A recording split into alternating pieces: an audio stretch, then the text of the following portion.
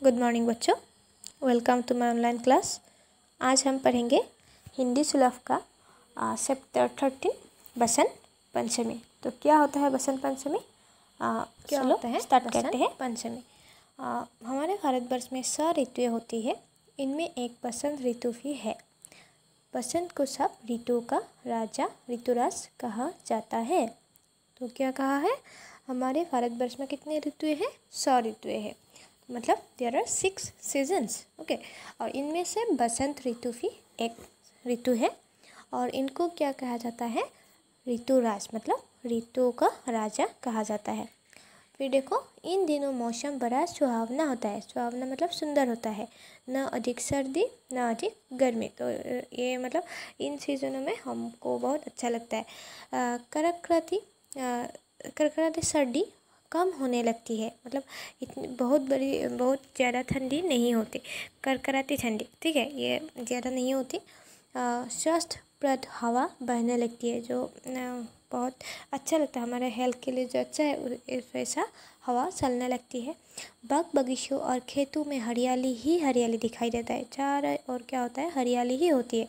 अधिक सर्दी या अधिक गर्मी में किसी का भी काम करने का मन नहीं करता है, परंतु बसंत के मौसम में सभी का मन काम में खूब लगता है, क्योंकि उसके जो मौसम होता है उस समय का बहुत अच्छा होता है और लोगों को काम करने का भी मन होता है। बच्चों और नवयुवकों में नया उत्साह और उल्लास पैदा होता है। इन दिनों प्रातःकालीन समय स्वास्थ्यप्रद होता है, और प्रातःकालीन मतलब जो मॉर्निंग का समय होता है वो बहुत अच्छा होता है।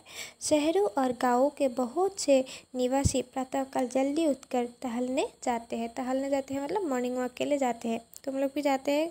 कोई जाना चाहिए, अच्छा है हेल्थ के लिए। सर्दी के कारण जाड़े के दिनों में पेड़ों के पत्ते झड़ जाते हैं, है ना। परंतु जब बसंत ऋतु आती है तब पेड़ों पर नए नए अंकुर फूटने लगते हैं। चैत्र और बैसाख के महीनों में बसंत की बहार मनमोहक होती है। चैत्र मतलब जो मास होता है, मासिक, there are how many months? 12 months. जो Chaitra means Chauth and Baisakh means Bohag. अब असमिया में क्या बोलता है? चौथ एंड बहाग, उन दोनों को हिंदी में चैत्र और बैसाख के महीनों बोलते हैं, ठीक है। दोनों नाम याद रखना, चैत्र और बैसाख। और इन दिनों में क्या आता है? बसंत ऋतु आते हैं, ठीक है। फिर देखो, यहाँ देखो, चारों ओर पीली पीली सरसों की क्यारियाँ बसंती फूलों से लद जाती है। सरसों मतलब जो जिससे तेल बनते हैं ना, उसको सरसों बोलते हैं। और इसके जो चारों ओर फूल वो लद जाते हैं, मतलब खिल जाते हैं।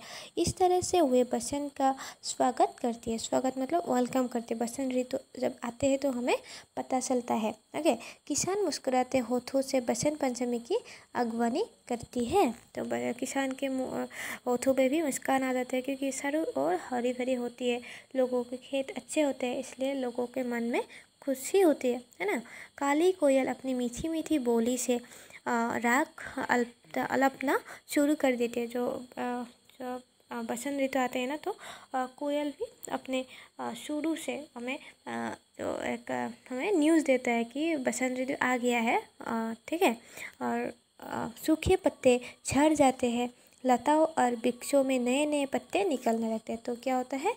सब वृक्ष में नए नए पत्ते निकलने लगते हैं, सब सारी और अच्छा लगता है।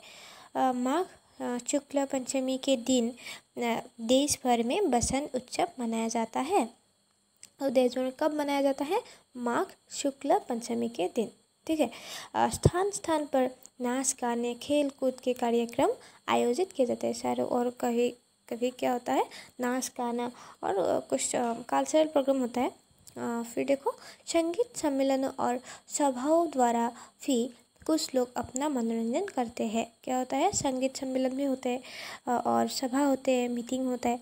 तो बच्चे और किशोर बड़े साव से के साथ बसंती रंग मनाते हैं। तो बड़े बच्चे और किशोर मतलब बच्चे मतलब जो चिल्ड्रन होता है, और किशोर मतलब जो क्लास 8 9 उसके उन एज के बच्चे को किशोर बोलता है। और वो लोग बसंत पंचमी क्या करते हैं? इंजॉय करते हैं, ठीक है। नीचे देखो क्या है।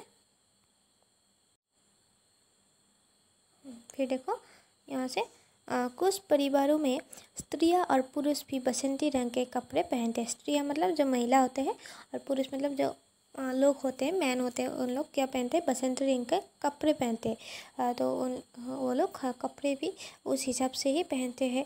इस दिन बहुत से परिवारों में बसंती रंग की पूड़ियाँ, चावल और हलवा बनाया जाता है। क्या क्या बनाया जाता है? पूड़ियाँ, चावल और हलवा।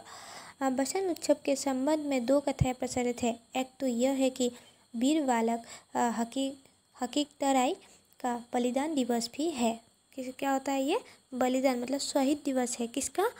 वीर बालक हकीकतराय, हकीकत राय। ओके, क्या है? हकीकत राय। इस दिन जगह जगह सभाएं करके उस बालक के त्याग और बलिदान को याद किया जाता है। दूसरी कथा यह है कि भगवान ने सबसे पहले मनुष्य को धरती पर इसी दिन भेजा था। तो इस जो बसंत पंचमी है उसके रिलेटेड दो कथाएं हैं। पहला क्या है कि इस दिन वीर बालक हकीकत राय शहीद हो गया था, और दूसरी कथा यह है कि इस दिन ही भगवान ने सबसे पहले मनुष्य को धरती पर भेजा था। ठीक है। बसंत ऋतु को उन्होंने स्वयं से भी सुंदर और सुखदायी बनाया है। तो उन्होंने मतलब भगवान ने बसंत ऋतु को सबसे सुंदर बनाया है, यही कहा है। तो नेक्स्ट पेज में देखो क्या है। तो लास्ट पेज में देखो, जिससे कि मनुष्य धरती को प्यार करे, तभी से बसंत पंचमी का त्यौहार मनाया जाता है। बसंत पंचमी प्रकृति का त्यौहार है। बसंत पंचमी के दिन विद्या की देवी सरस्वती का रूप से पूजन किया जाता है। पुराने समय में आश्रमों में इसी दिन से पढ़ाई शुरू होती थी। उसी से विद्यालय और पाठशालाओं में इसी दिन समारोह आयोजित किए जाते हैं। तो क्या होता है इस समय? और एक कथा है कि इसी दिन विद्या की देवी सरस्वती का भी पूजन किया जाता है, और पुराने समय में आश्रमों में इसी दिन से पढ़ाई शुरू होती थी। आजकल क्या होता है, अप्रैल माह से होता है। तो पुराने दिन में बसंत पंचमी के दिन से ही शुरुआत होती थी पढ़ाई की। आया समझ में बात? तो बसंत पंचमी क्या है? एक उत्सव है जो कब मनाया जाता है? चैत्र और वैशाख मास के बीच मनाया जाता है। बसंत ऋतु में मनाया जाता है। ठीक है। और ये भारतवर्ष के कितने ऋतुएं होता है? देयर आर 6 सीजन्स, 6 ऋतुएं होती है। और बसंत ऋतु की 2-3 कथाएं हैं। क्या क्या है? पहले इस दिन वीर बालक हकीकत राय का शहीद हो गया था। दूसरी कथा ये है कि इसी दिन भगवान मनुष्य को धरती पर भेजा था। और तीसरी कथा यह है कि इसी दिन विद्या की देवी सरस्वती का भी पूजन होते हैं। ठीक है। आया समझ में बात?